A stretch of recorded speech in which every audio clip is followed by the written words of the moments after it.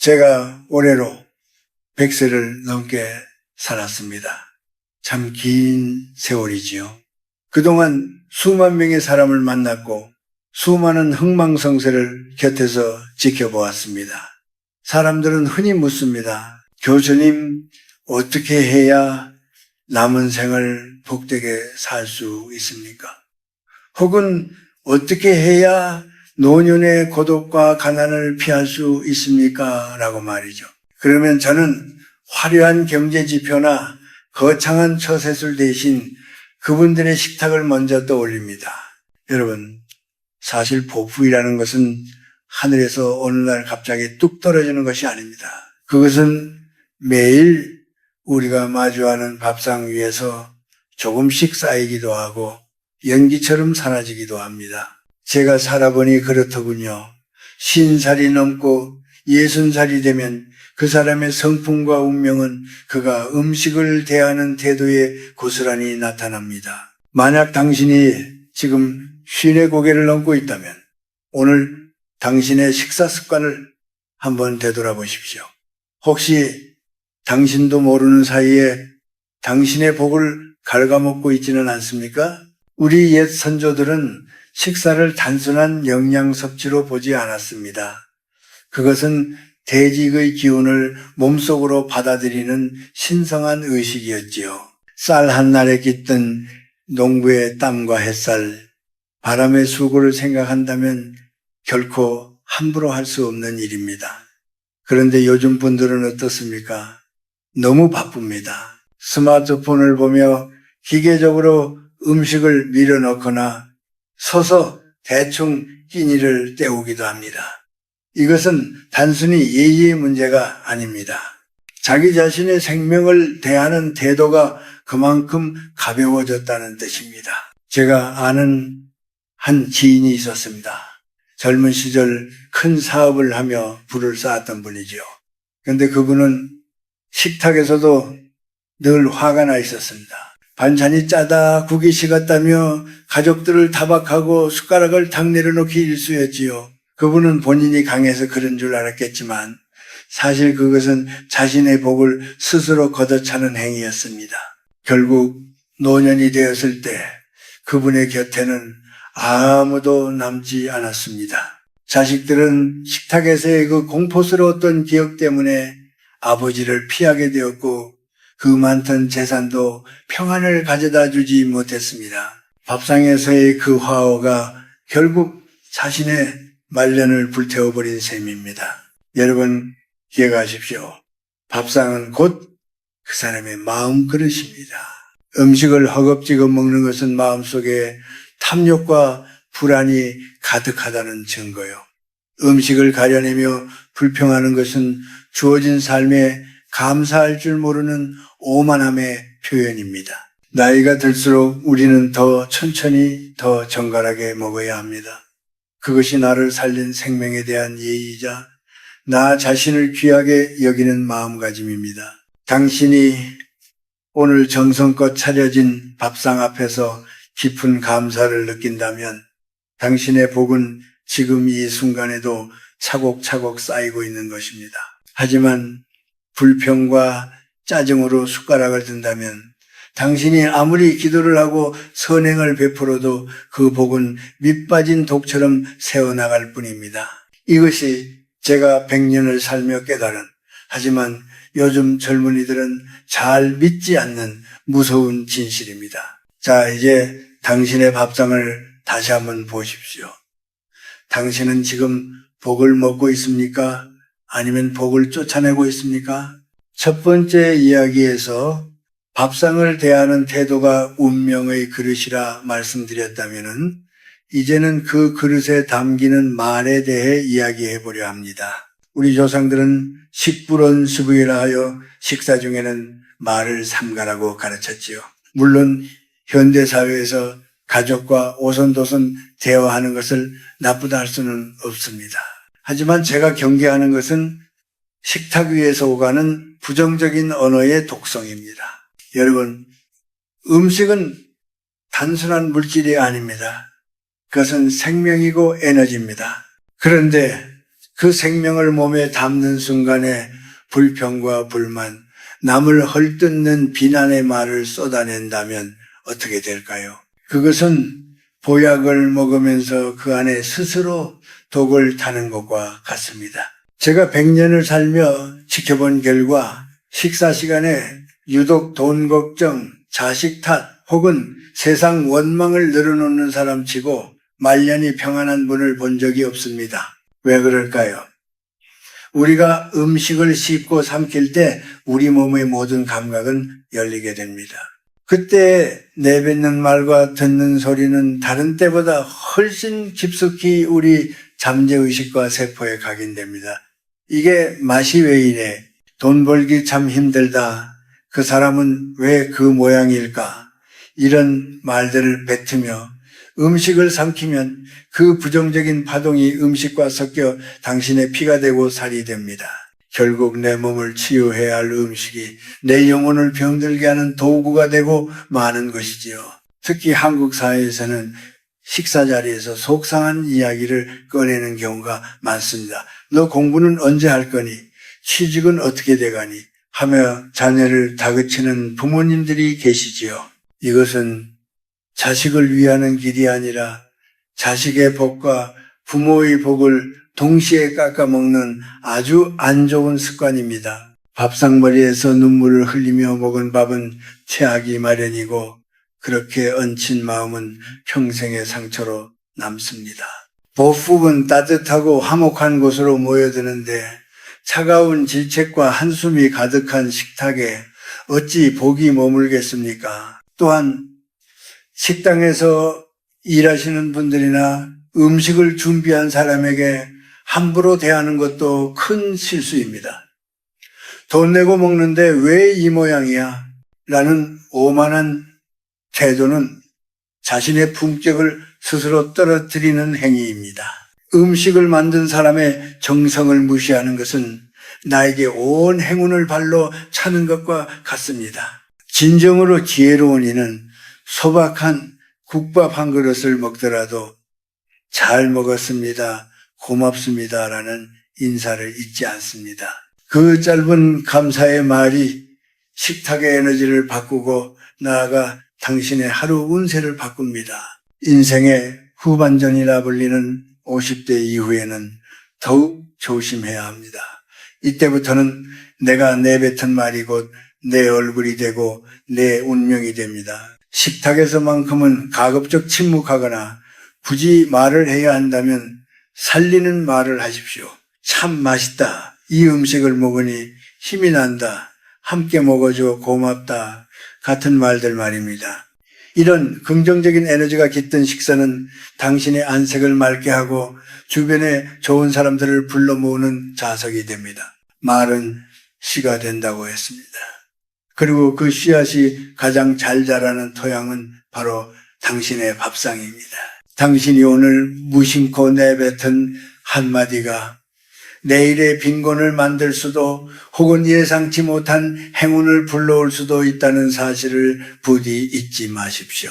당신의 입은 음식을 먹는 통로이기도 하지만 복을 불러들이는 문이기도 하다는 것을 명심하시길 바랍니다. 인생의 중반을 넘어 50살, 60살이 되면은 우리는 두 가지 극단적인 식사 습관에 빠지기 쉽습니다. 하나는 채워지지 않는 마음의 허기를 음식으로 달래려는 탐욕이고 다른 하나는 혼자라는 이유로 자신을 방치하는 소홀함입니다. 제가 살아보니 이 두 가지 모두 우리 삶의 기운을 급격히 쇠하게 만드는 지름길이더군요. 먼저 필요 이상으로 많이 먹고 좋은 것만 탐하는 마음을 경계해야 합니다. 탐시탄술은 단순히 배를 채우는 행위가 아니라 내면의 불안을 가리려는 몸부림입니다. 식탐이 강한 사람들을 유심히 살펴보십시오. 대개 남보다 앞서려 하고 손해보는 것을 참지 못하며 매사에 조급한 경우가 많습니다. 밥상 위에서 젓가락을 바쁘게 움직이며 남의 몫을 살피는 그 마음에는 덕더이 쌓일 자리가 없습니다. 옛말에 배부른 돼지보다 배고픈 소크라테스가 낫다는 말이 있지만 저는 절제할 줄 아는 소박한 식탁이 화려한 만찬보다 귀하다고 말씀드리고 싶습니다. 내 몸이 감당할 수 있는 것보다 더 많이 취하는 것은 결국 미래에 내가 쓸 복을 미리 당겨 쓰는 것과 다름없기 때문입니다. 반대로 요즘 우리 사회에서 더 큰 문제가 되는 것은 혼자 먹는 밥을 대하는 태도입니다. 자녀들을 다 키워보내고 혹은 배우자와 사별하고 홀로 남은 노년의 식탁은 참으로 쓸쓸하기 마련이지요. 그러다 보니 나 혼자 먹는데 대충 먹지 못하며 찬물에 밥을 말아 먹거나 유통기한이 지난 반찬을 대충 꺼내 끼니를 때우는 분들이 많습니다. 여러분, 이것은 겸손이 아니라 자신에 대한 학대입니다. 제가 늘 강조하는 것이 있습니다. 혼자 있을 때일수록 자신을 귀빈처럼 대접하라는 것입니다. 나를 대접하지 않는 사람을 누가 대접해 주겠습니까? 대충 때우는 식사가 반복되면 무의식 속에서는 나는 대충 살아도 되는 존재라는 인식이 뿌리내립니다. 그러면 자존감이 무너지고 삶의 활력이 사라지며 결국 운의 흐름도 정체되고 맙니다. 비록 된장국에 김치 하나뿐인 소박한 식사일지라도 정갈한 그릇에 담아 나 자신을 위해 예쁘게 차려내 보십시오. 그것이 바로 나를 사랑하는 공부이자 흩어진 복을 다시 불러 모으는 수행입니다. 또한 식탁 위에서의 품격을 잊지 마십시오. 나이가 들수록 품위는 옷차림이 아니라 식사 매너에서 나옵니다. 음식을 쩝쩝거리며 먹거나 젓가락으로 반찬을 휘젓는 행위, 혹은 입에 음식을 넣은 채 크게 말하는 사소한 습관들이 당신의 신뢰를 갉아먹습니다. 사람들은 당신의 화려한 경력보다 밥상에서 보여주는 작은 배려와 정갈함에서 당신의 진면목을 발견합니다. 귀한 인연은 예바른 식탁에서 맺어지고 악연은 무례한 식탁에서 시작된다는 사실을 잊지 마십시오. 고독은 피할 수 없는 인생의 친구일지 모르나 고립은 스스로 선택하는 것입니다. 혼자 먹는 밥상에서도 스스로를 귀하게 여기는 사람에게는 고독조차 은은한 향기가 됩니다. 하지만 자신을 방치하는 사람의 고독은 그저 쓸쓸한 악취가 될 뿐입니다. 여러분, 탐욕을 덜어내고 그 자리를 정성으로 채우십시오. 나를 위해 물 한 잔을 따를 때도 정성을 다하십시오. 그 작은 행위 하나하나가 당신의 쇠락해가는 운명을 다시 일으켜 세우는 강력한 힘이 될 것입니다. 밥상은 당신의 몸을 지탱하는 곳이기도 하지만 당신의 영혼이 안식을 얻는 성소생소여야 함을 명심하시길 바랍니다. 이제 우리는 구체적으로 무엇을 바꿔야 할지 이야기해 보려 합니다. 제가 100년의 시간을 지나오며 깨달은 것은 인생의 운을 바꾸기 위해서는 거창한 결심보다 주변의 작은 물건과 습관을 정리하는 것이 훨씬 효과적이라는 사실입니다. 특히 50살이 넘은 분들이라면 오늘 당장 자신의 부엌과 식탁을 찬찬히 살펴보십시오. 그곳에 당신의 복을 가로막는 장애물이 숨어 있을지도 모릅니다. 가장 먼저 권하고 싶은 것은 이 빠진 그릇을 미련 없이 버리는 일입니다. 우리네 어머니들은 아까워서 혹은 손에 익어서 귀퉁이가 살짝 나간 그릇을 버리지 못하고 쓰시곤 했지요. 하지만 풍수적인 의미를 떠나 심리학적으로도 깨진 그릇을 사용하는 것은 스스로를 부족하고 결핍된 존재로 대접하는 행위입니다. 입술에 닿는 그릇의 거친 촉감은 무의식 중에 우리를 위축되게 만듭니다. 복은 정갈하고 온전한 곳에 머물기를 좋아합니다. 비싼 그릇이 아니어도 좋습니다. 다만 깨끗하고 온전한 그릇에 음식을 담는 것만으로도 당신의 일상에 흐르는 기운은 몰라보게 맑아질 것입니다. 또한 식탁 위에서 나누는 대화의 주제를 엄격히 선별해야 합니다. 특히 중년 이후의 부모님들께 당부드리고 싶습니다. 식사 자리에서 돈 걱정, 빚 이야기 혹은 과거의 고생담을 반복하지 마십시오. 그런 이야기는 음식을 독으로 만듭니다. 만약 누군가 식탁에서 당신을 비난하거나 불편한 주제를 꺼낸다면 맞서 싸우기보다 우리 귀한 음식 앞에서는 좋은 이야기만 합시다라고 부드럽게 말을 돌리십시오. 그것이 나를 지키고 상대의 기운까지 정화하는 어른의 품격입니다. 우리가 피해야 할 또 다른 것은 무거운 마음입니다. 화가 머리끝까지 난 상태에서 먹는 밥은 그 자체가 살상무기와 같습니다. 만약 도저히 마음이 가라앉지 않는다면 차라리 한 끼를 굶거나 따뜻한 차 한 잔으로 마음을 달랜 후에 식사하십시오. 억지로 삼킨 밥은 뱃속에서 굳어 당신의 생명력을 갉아먹습니다. 대신 식탁에 앉기 전 잠시 눈을 감고 3초만이라도 이 음식이 내 앞에 오기까지 수고한 만물에 감사를 표해 보십시오. 그 짧은 정화의 시간이 당신의 위장을 편안하게 하고 영혼을 살찌웁니다. 그렇다면 무엇을 채워야 할까요? 저는 계절의 기운을 식탁에 올리라고 권합니다. 제철에 나는 나물 하나, 과일 한 조각에는 그 시대를 살아가는 우리에게 필요한 우주의 에너지가 담겨 있습니다. 자연의 순리에 맞는 식사는 우리 몸의 리듬을 회복시키고 정체된 운의 흐름을 뚫어줍니다. 한국의 사냐에서 자란 소박한 채소들이야말로 가장 강력한 복의 매개체입니다. 마지막으로 식사 후의 태도 또한 중요합니다. 식사를 마치자마자 허겁지겁 자리를 뜨는 것은 복을 쫓아내는 일입니다. 잠시 숨격 한 사발이나 차 한 잔을 앞에 두고 오늘 하루를 살아갈 기운을 얻었음에 안도하는 시간을 가지십시오. 그 평온한 마무리가 당신의 하루를 완성합니다. 여러분, 50대 이후의 삶은 덜어냄의 미학입니다. 욕심을 덜어내고 낡은 그릇을 버리고 부정적인 말을 입 밖으로 내지 않는 것, 그 비워진 자리에 감사가 머물 때 비로소 진정한 복이 당신의 식탁으로 찾아옵니다.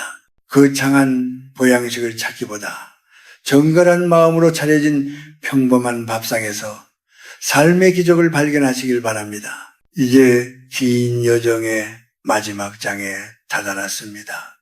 제가 100년 넘게 이 땅의 공기를 마시고 살며 깨달은 삶의 정수는 그리 거창한 곳에 있지 않았습니다. 그것은 매일 마주하는 밥상 위 마지막 한 숟가락을 내려놓는 순간의 평온함에 있었습니다. 인생의 후반전을 걷고 있는 여러분, 이제는 무엇을 먹느냐보다 어떤 마음으로 생을 마주하느냐가 훨씬 중요한 때입니다. 우리는 흔히 복후를 밖에서 찾으려 합니다. 용한 점집을 찾아가거나 재물을 모으는 법을 공부하며 운명을 바꾸려 애쓰지요. 하지만 진정한 복은 나의 가장 일상적인 공간인 식탁에서 매일 새로 태어납니다. 정갈하게 차려진 밥상을 대하며 오늘도 내 몸을 살릴 양식이 있구나라고 느끼는 그 안도감이야말로 세상 그 어떤 보약보다 강력하게 당신의 운명을 지탱해 줍니다. 제가 살아보니 인생은 결국 기다림과 정성의 반복이더군요. 씨를 뿌리고 벼가 있기까지 계절을 기다려야 하듯 우리 인생의 복도 오늘 내가 드린 정성이 익어갈 시간이 필요합니다. 50살이 넘어서도 삶이 고달프고 복이 없다 느껴지신다면 혹시 너무 조급하게 결과를 바라고 식탁에서의 감사함을 잊지는 않았는지 돌아보십시오. 감사는 복을 불러들이는 마중물과 같습니다. 물 한 모금을 마실 때도 그 시원함을 온전히 느끼고 감사할 줄 아는 사람에게는 하늘도 더 큰 복을 내려줄 수밖에 없습니다. 여러분, 나이가 든다는 것은 서글픈 일이 아니라 점점 더 본질에 가까워지는 과정입니다. 젊었을 때는 화려한 맛과 남들에게 보여주기 위한 식탁을 쫓았다면 이제는 내 몸과 마음을 편안하게 하는 소박한 식단에 집중하십시오. 그것이 자연의 섭리에 순응하는 길입니다. 남과 비교하며 내 밥상이 초라하다고 한탄하지 마십시오. 정성 어린 마음만 있다면 간장한 종지에 밥 한 그릇도 임금님의 수라상보다 귀한 복의 원천이 됩니다. 또한 여러분의 식탁에 나눔의 자리를 작게나마 마련해 보시길 권합니다. 거창한 기부가 아니더라도 좋습니다. 가끔 이웃과 따뜻한 떡 한 조각을 나누거나 자녀들에게 잔소리 대신 따뜻한 밥 한 끼를 지어주는 그 마음이 당신의 노년을 빛나게 할 것입니다. 복은 나눌수록 커지고 고일수록 썩는 물과 같습니다. 내가 가진 것을 조금이라도 남과 나눌 때 그 빈자리에는 우주의 더 큰 축복이 채워집니다. 이제 이 이야기를 마치려 합니다. 여러분의 남은 생은 이전보다 훨씬 더 고요하고 깊고 풍요롭기를 바랍니다. 식탁에 앉을 때마다 오늘 제가 드린 이야기들을 한 번쯤 떠올려 주십시오. 허리를 곧게 펴고 정갈한 그릇에 담긴 음식을 보며 미소를 지으십시오. 그리고 천천히 그 생명의 기운을 음미하십시오. 이것으로 충분합니다. 참 고맙습니다. 이 짧은 진심이 당신의 입술을 통해 흘러나올 때 당신의 복납은 이미 시작된 것입니다. 100세를 산 이 노교수가 보장하건대 밥상을 귀하게 여기는 사람의 말년은 결코 외롭거나 가난하지 않습니다. 당신의 식탁에 언제나 따스한 온기와 평화가 가득하기를 진심으로 비르겠습니다. 부디 평안하십시오. 그리고 오늘 저녁 당신 자신을 위해 가장 정성스러운 한 끼를 차려주십시오.